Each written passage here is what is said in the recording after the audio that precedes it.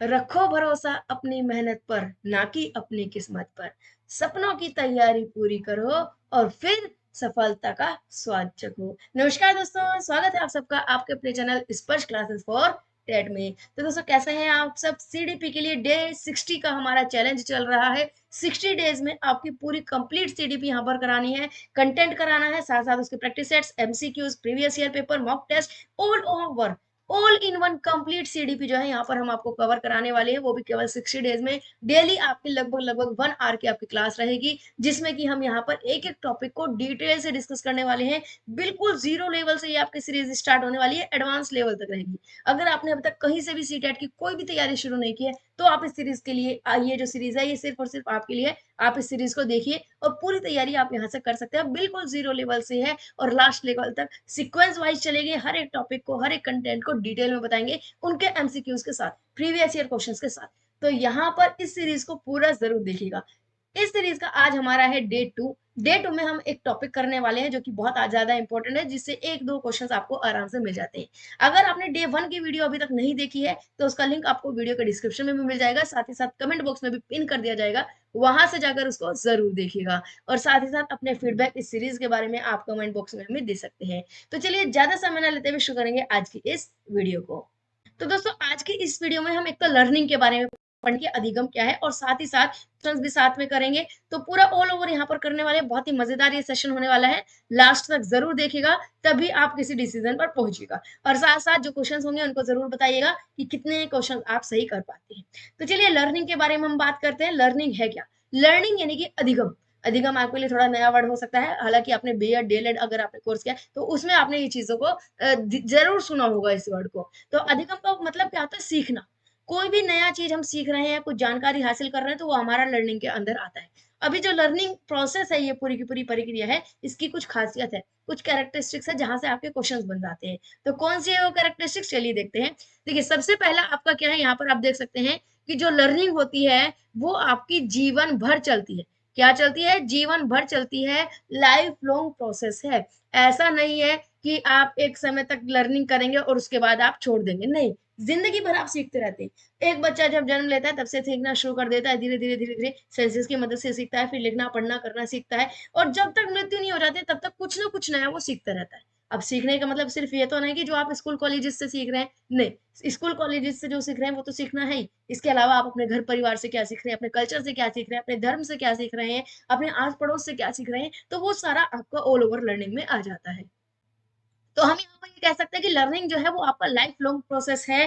पूरे जीवन भर आपका चलता रहता है, कभी भी रुकती नहीं है, कंटिन्यूअस प्रोसेस है। तो यहाँ पर एक चीज और पता चल गई कि जो लर्निंग है वो लाइफ लॉन्ग प्रोसेस है, जीवन भर चलता रहता है, साथ साथ सतत प्रक्रिया है, कॉन्टिन्यूअस प्रक्रिया है।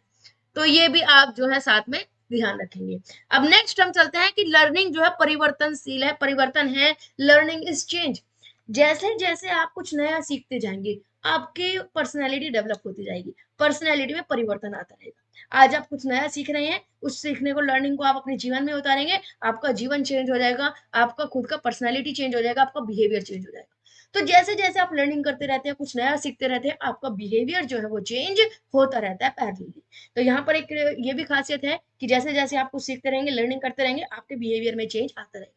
कई बार ऐसा होता है कि चेंज हम डायरेक्ट नहीं देख पाते, कई बार बहुत ज्यादा चेंज आ जाता है, कई बार बहुत माइनर से चेंज आता है, लेकिन चेंज आता जरूर है। अब एग्जाम्पल के लिए आप बीएड ही कर रहे हैं, बीएड में आप ट्रेनिंग करेंगे, ठीक है। बीएड की पूरी ट्रेनिंग के अंदर आप क्या करते हैं, कुछ नया सीखते हैं, बीएड टीचर्स के बारे में सीखते हैं। तो जब आप बीएड करके निकलते हैं तो आप टीचर्स का एक एटीट्यूड आप में डेवलप हो जाता है, टीचर्स की पर्सनैलिटी डेवलप हो जाती है, बिहेवियर चेंज हो जाता है, बात करने का तरीका, चीजों को देखने का नजरिया, सोच, सब चेंज हो जाता है। उसी तरीके से जब भी आप कुछ चीजों को देखते हैं, सीखते हैं, समझते हैं, तो आपके सोचने का तरीका, व्यवहार करने का तरीका, ऑल ओवर चेंजेस आप में आते हैं। ठीक है, कभी कम, कभी ज्यादा, कभी दिखाई देते हैं, कभी नहीं दिखा पाते, लेकिन चेंजेस होते हैं।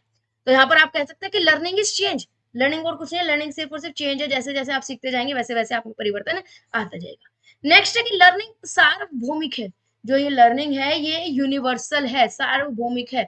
ऐसा नहीं है कि आपके देश में लर्निंग होती है या आपके देश में ऐसा होता है कि लर्निंग के साथ आपका बिहेवियर चेंज हो गया, नहीं। आप दुनिया के किसी भी कोने में चले जाइए, कभी भी टाइम के किसी भी कोने में चले जाइए, दुनिया के समय के किसी भी कोने में चले जाइए, लर्निंग यूनिवर्सल है, सभी के लिए एक जैसी है, सबके लिए सेम रूल है कि हर एक बच्चा जैसे जैसे सीखता जाएगा उसमें चेंजेस आते रहेंगे, डेवलपमेंट होता रहेगा और वो सीखेगा। ठीक है, लर्निंग इज डेवलपमेंट। जो अधिगम है वो विकास है। जैसे जैसे आप कुछ नया सीखते हैं, लर्निंग सीख करते हैं, वैसे वैसे आप में डेवलपमेंट होता जाता है, आप में विकास होता जाता है।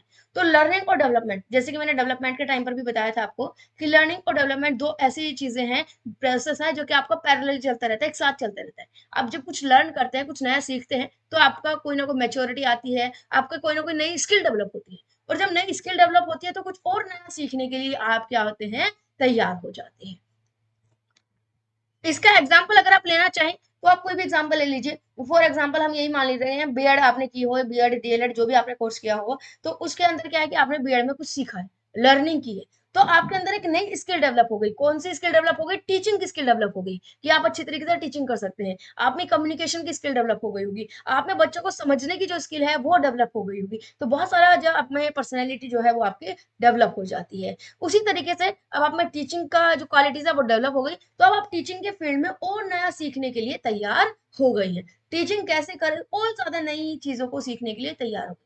तो जैसे जैसे आप लर्निंग करेंगे वैसे वैसे आप में कोई ना कोई नई स्किल डेवलप हो जाती है।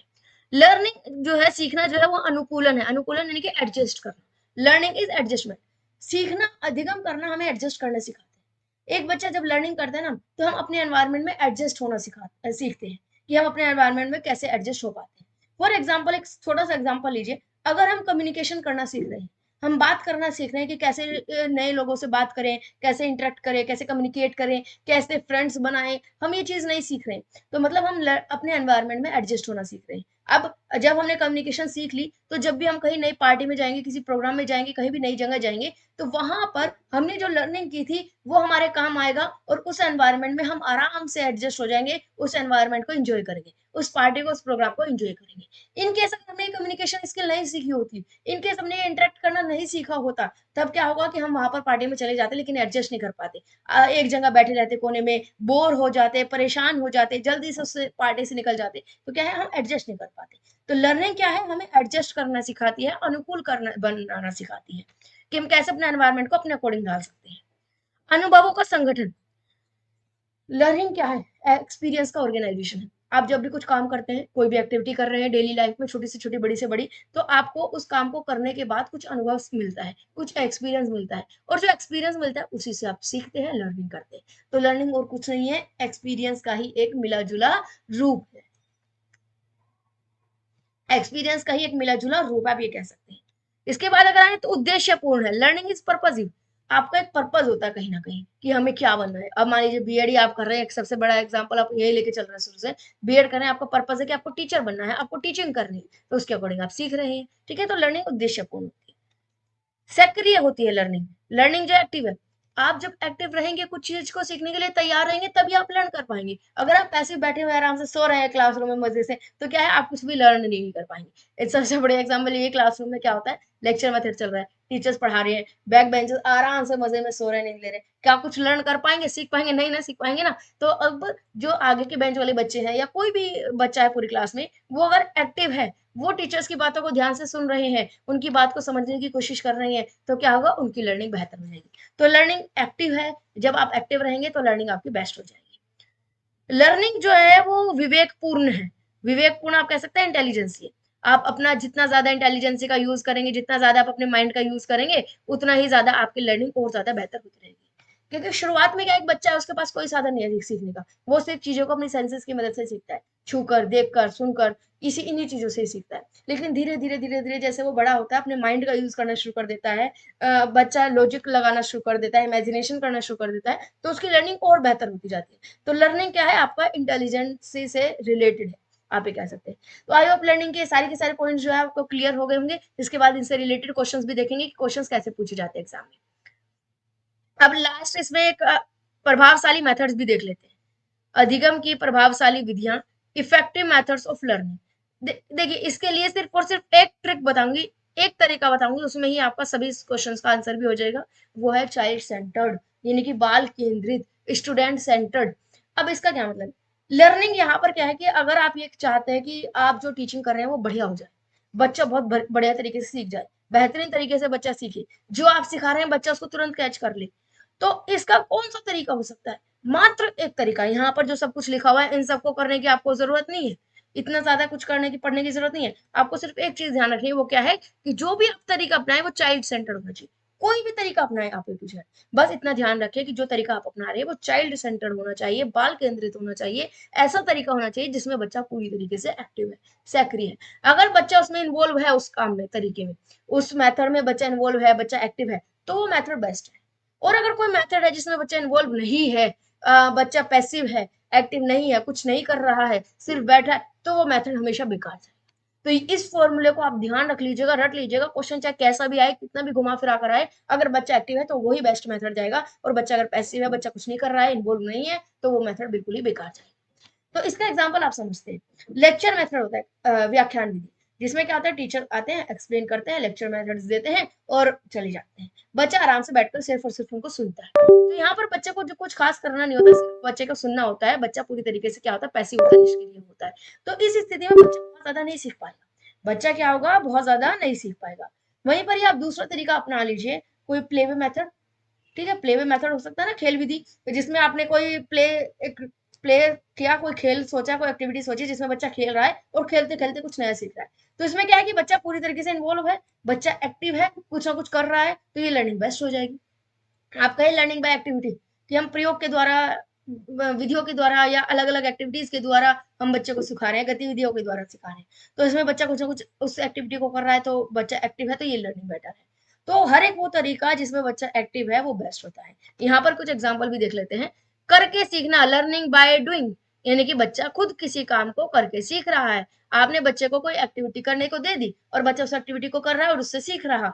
जैसे मान लीजिए मिट्टी का बर्तन बनाना हो गया, आप बच्चे को दीजिए मिट्टी का बर्तन बनाना, बच्चा उस मिट्टी के बर्तन को बना रहा है, बनाते बनाते उसको सीख रहा है, करके सीख रहा है उस काम को, तो वो बेस्ट होगा। हमेशा जल्दी सीखेगा, अच्छी तरीके से सीखेगा और आसानी से भूलेगा नहीं। अनुकरण करके सीखना, लर्निंग बाय इमिटेशन, यानी कि इसमें फॉलो मेथड भी कह सकते हैं, कि टीचर्स जो कर रहे हैं या टीचर्स खुद कुछ करके दिखा रहे हैं और उनको देख के बच्चा खुद कर रहा है। इसका एग्जांपल आप ले सकते हैं क्या, कि राखी कंपटीशन हो, मान लीजिए राखी सेलिब्रेशन हो रहा है और टीचर्स जो है पहले राखी बना के दिखा रहे हैं कि आपको इस तरीके से राखी बनानी है, और फिर उनको देख देख कर बच्चे राखी बना रहे हैं, तो ये भी एक मेथड अच्छा है, क्योंकि बच्चे यहाँ भी एक्टिव है। परीक्षण करके सीखना, लर्निंग बाय एक्सपेरिमेंट, लेबोरेटरी में ले जाइए, लैब में लेकर जाइए, बच्चा जो है उस एक्सपेरिमेंट को करेंगे और उसके बाद सीखेंगे, तो मतलब बच्चा एक्टिव है ना। तो मतलब जिसमें भी बच्चा एक्टिव है वो मेथड बेस्ट है, बस ये आपको एक ध्यान रखना है। कॉन्फ्रेंस मेथड, यहाँ पर भी बच्चे एक्टिव होते हैं, बीच बीच में क्वेश्चंस करते हैं, बच्चों का आंसर्स मिलता है, तो बच्चे एक्टिव है, तो ये भी मेथड अच्छा है।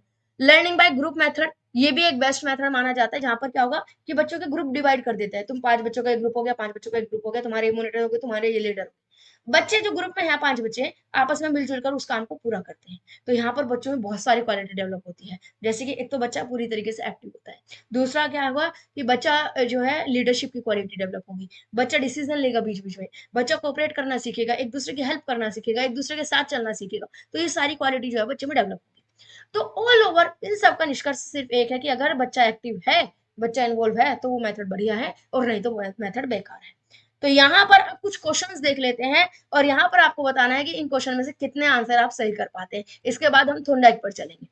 तो यहाँ पर फर्स्ट क्वेश्चन है आपका, चाइल्ड सेंटर्ड एजुकेशन इन्वॉल्व, कि जो बाल केंद्रित शिक्षा होती है उसमें क्या शामिल होता है। Children sitting in a corner, मतलब कि बच्चा जो है एक कॉर्नर में बैठा हुआ है आराम से और टीचिंग चल रही है।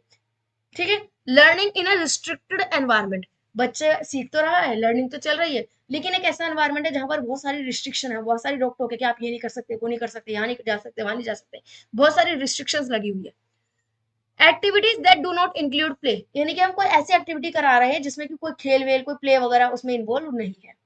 Hand on activities for kinds, यानी कि हम अलग अलग तरीके की हैंड ऑन एक्टिविटीज करा रहे हैं, ऐसी एक्टिविटी जो बच्चा खुद कर रहा है, जिस काम को, ऐसी एक्टिविटीज, ऐसी गतिविधियां जिसमें बच्चा खुद इन्वॉल्व है, उस काम को कर रहा है। तो अब आपका ये काम है कि इसमें बताना है कि बेस्ट तरीका कौन सा है। आई होप ये बहुत ही आसान क्वेश्चन होगा, अभी मैंने इसकी एक ट्रिक बताई थी, उसी ट्रिक से आपका जो है क्वेश्चन बढ़िया हो जाएगा, आंसर बिल्कुल सही होगा। तो बताइए फटाफट कमेंट करके कि इसका आंसर क्या जाएगा। और सेशन में आई होप आपको मजा आ रहा होगा, कमेंट में लिखकर जरूर बताइए कि सेशन एनर्जेटिक लग रहा है कि नहीं लग रहा है, मजा आ रहा है कि नहीं लग रहा है, आ रहा है। अगर स्पीड ज्यादा लग रही है आपको, कम लग रही है, तो उसको आप खुद से भी थोड़ा बहुत मैनेज कर सकते हैं, सेटिंग में जाइए यूट्यूब की, वहां से आप स्पीड को कम ज्यादा कर सकते हैं। इसके अलावा भी अगर आपको स्पीड तेज लग रही हो, दिन में ज्यादा लग रहा हो, तो वो जो है आप कमेंट करके बता सकते हैं, नेक्स्ट वीडियो में उसको इम्प्रूव करने की कोशिश की जाएगी। ठीक है, तो यहाँ पर आपको आंसर बताना है बिल्कुल सही, एग्जैक्टली डी ऑप्शन आपका बिल्कुल सही जाए।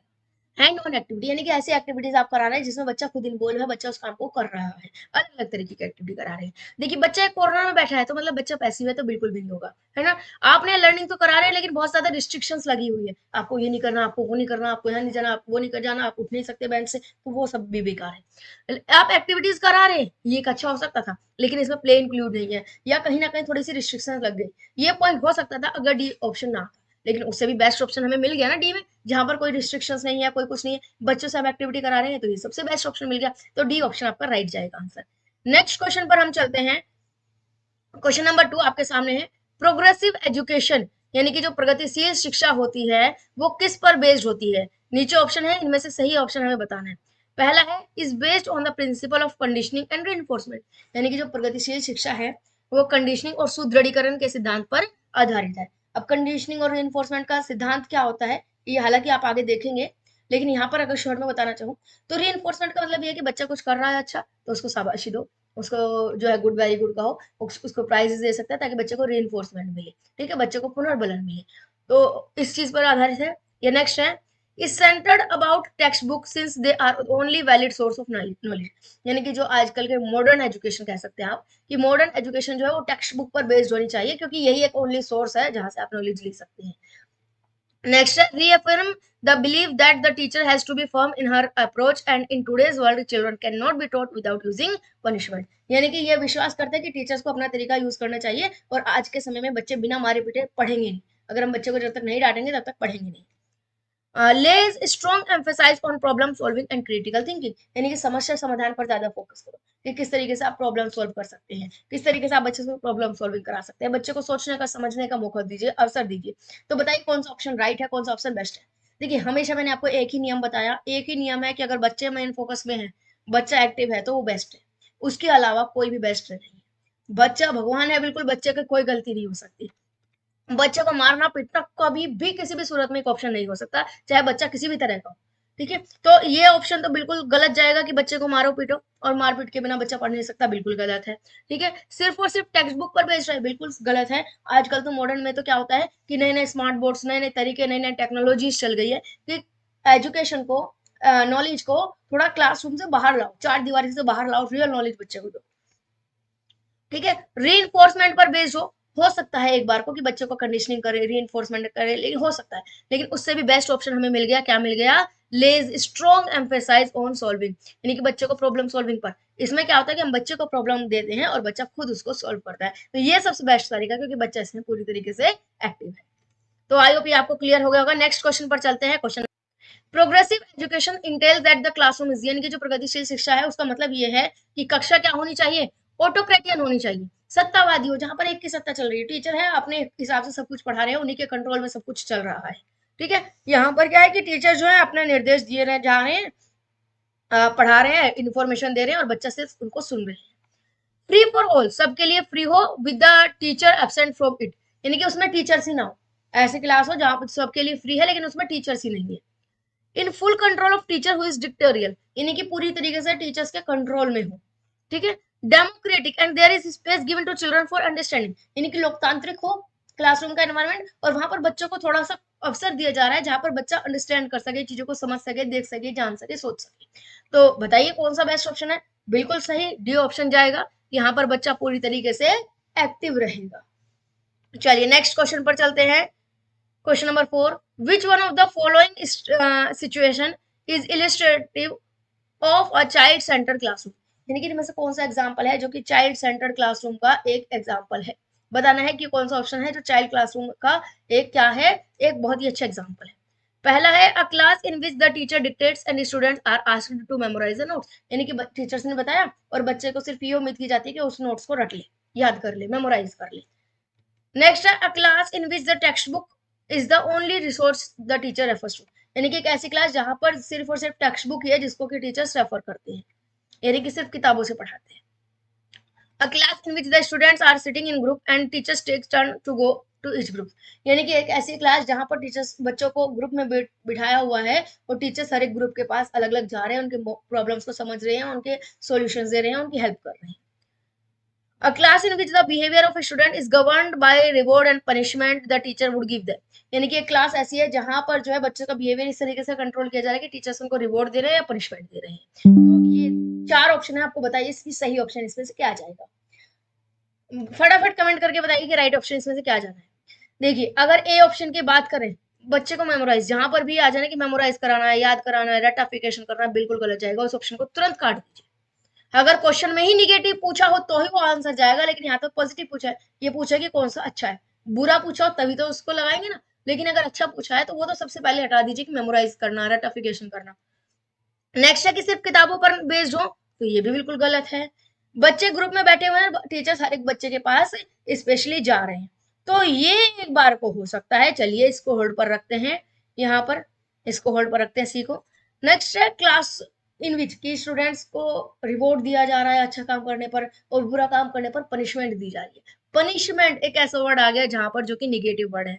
पनिशमेंट बिल्कुल नहीं देनी, बच्चा भगवान का रूप है, बच्चे को हम कभी भी किसी भी सूरत में पनिशमेंट नहीं दे सकते, तो ये भी गलत जाएगा। तो कौन सा ऑप्शन बचा, सी ऑप्शन बिल्कुल करेक्ट है, जहां पर क्या है ग्रुप बनाए हुए अलग अलग बच्चे, बच्चा उन ग्रुप में पढ़ रहा है, सीख रहा है, समझ रहा है, टीचर्स हर एक ग्रुप के पास जा रहे हैं, उनको सुपरवाइज कर रहे हैं, उनको ऑब्जर्व कर रहे हैं, देख रहे हैं, समझा रहे हैं, सिखा रहे हैं। तो मतलब एक टीचर जो है हर एक बच्चे के पास जा कर रहे हैं, टीचर्स सेंटर ना होकर स्टूडेंट सेंटर्ड है। टीचर सेंटर्ड में क्या होता है, यहाँ पर देखिए टीचर सेंटर्ड में क्या होता है कि टीचर्स यहाँ खड़े हो गए, सब बच्चे यहाँ पर उनको खड़े होकर सुन रहे हैं एक जगह बैठकर सामने से। और स्टूडेंट सेंटर्ड में क्या हो गया कि स्टूडेंट्स के अलग अलग ग्रुप हैं, यहाँ पर इसको दिखाते हैं, हाँ इसको हटा लेते हैं। देखिए कि स्टूडेंट के अलग अलग ग्रुप बने हुए हैं, ठीक है, एक ग्रुप यहाँ हो गया, एक ग्रुप यहाँ हो गया, एक ग्रुप यहाँ हो गया। अब जो टीचर्स है वो एक बार इधर जाते हैं, फिर इधर जाते हैं, फिर इधर जाते हैं, फिर इधर जाते हैं, तो मतलब स्टूडेंट सेंटर है, चाइल्ड सेंटर है। तो ये क्लियर हो गया होगा। नेक्स्ट क्वेश्चन पर चलते हैं, question number 5। Which one of the following not good for quality learning, यानी कि इनमें से कौन सा अच्छी लर्निंग के लिए, अच्छे अधिगम के लिए सही नहीं है। मेकिंग नोट्स, यानी कि नोट्स बना लेना, नोट्स बनाना। एक्स्ट्रा रीडिंग, यानी कि बहुत ज्यादा पढ़ना। Using guide book, guide book का यूज करना। सेल्फ स्टडी, खुद से स्टडी करना। तो बताइए कि इसमें से गलत क्या है, कौन सा ऐसा पॉइंट है जो कि सही नहीं है एक अच्छी लर्निंग के लिए, क्वालिटी लर्निंग के लिए। आपको बताना है इसका आंसर। बिल्कुल सही, आपका जो इसका आंसर जाएगा वो जाएगा option number C, using guide. देखिए आप नोट्स बना रहे हैं तो अच्छी बात है ना, आप कुछ जो सीख रहे हैं, समझ रहे हैं, उनके नोट्स रेडी कर रहे हैं, तो ये तो अच्छी बात है। आप रीडिंग एक्स्ट्रा कर रहे हो, एक्स्ट्रा पढ़ रहे हैं, तो ये भी एक अच्छी बात है। सेल्फ स्टडी कर रहे हैं तो सबसे बेस्ट है।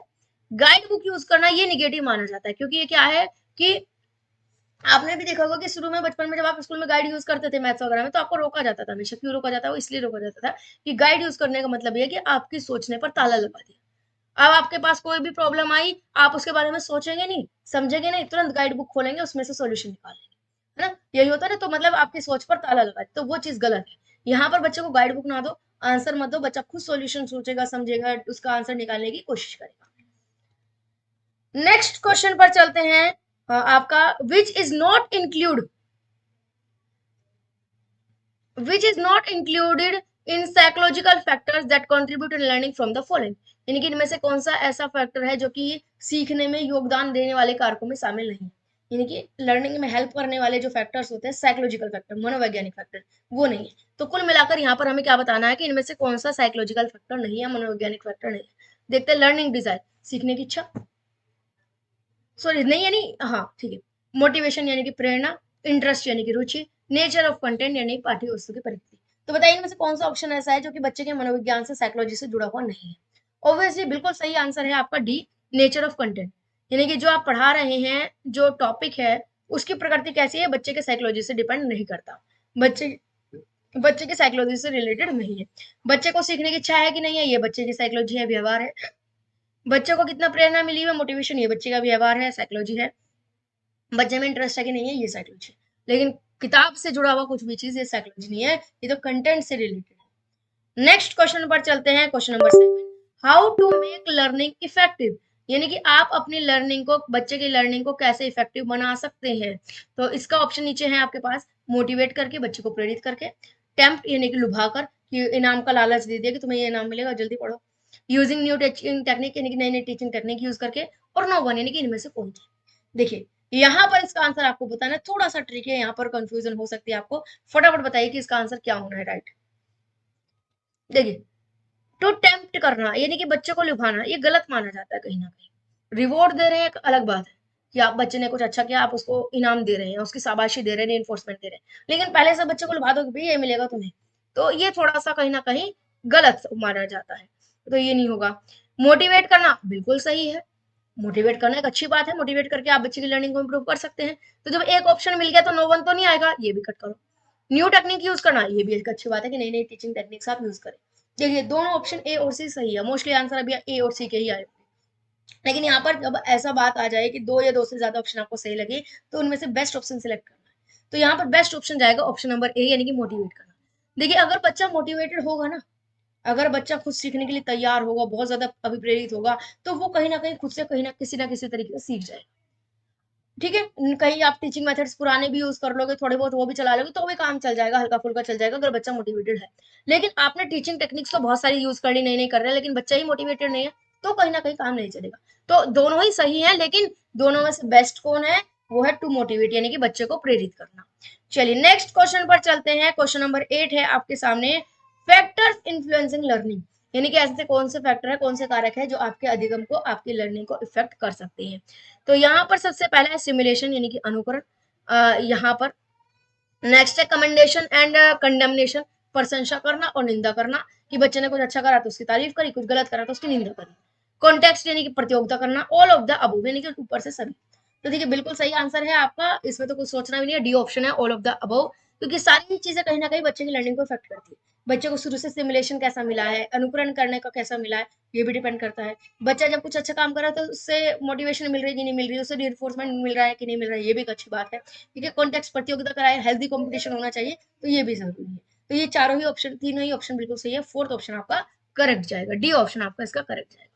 तो लर्न, तो आज का जो टॉपिक था लर्निंग का, ये बहुत छोटा सा था, इसलिए फटाफट हमारा हो गया। ये आपके लिए अच्छा है कि आपको रिवीजन का थोड़ा सा टाइम मिल जाएगा। इसको देखिए, आई होप आपको यहाँ पर बिल्कुल क्लियर हो गया होगा। इन क्वेश्चन में से आपको कितने आंसर आपके सही आए हैं, कमेंट करके जरूर बताइए। साथ ही साथ इस सीरीज को आप कंटिन्यू करना चाहते हैं कि नहीं करना चाहते, वो भी आप कमेंट करिए। कोई भी फीडबैक हो हमारे लिए, कोई इंप्रूवमेंट की बात हो, तो वो जरूर कमेंट करिएगा, हम उसमें इंप्रूवमेंट करने की पूरी पूरी कोशिश करेंगे। आज के लिए बस इतना ही, नेक्स्ट वीडियो में हम मिलेंगे कुछ लर्निंग थ्योरीज को लेकर। Thank you so much.